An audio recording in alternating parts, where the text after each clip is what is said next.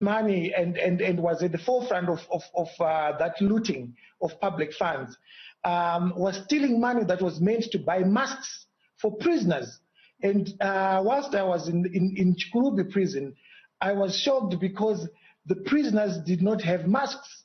So what I exposed is exactly what I then saw whilst I was in prison, the consequences of what I exposed.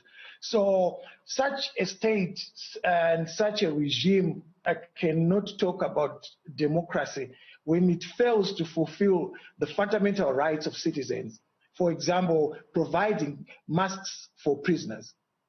And, you know, it's not just citizens who are affected by this, but you as a journalist who needs to be able to do your work under the protection of knowing that you have freedom of speech.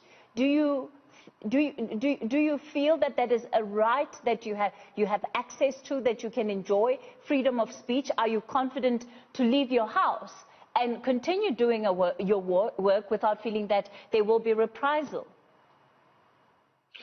They always threaten us. The ruling party held a couple of press conferences intimidating me, threatening me before I was arrested. So I knew the arrest was coming because that's how they operate.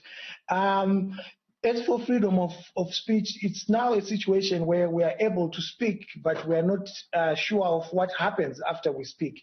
The idea of incarcerating a well-known journalist like myself is to try and intimidate, instill the fear of God in young journalists, to say that if you write about President Mnangagwa, then this is how we are going to handle you.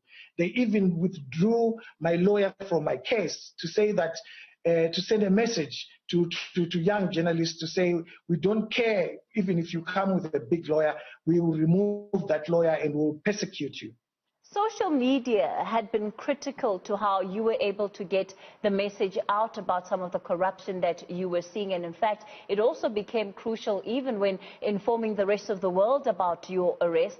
Now that you're not allowed to be on social media, what is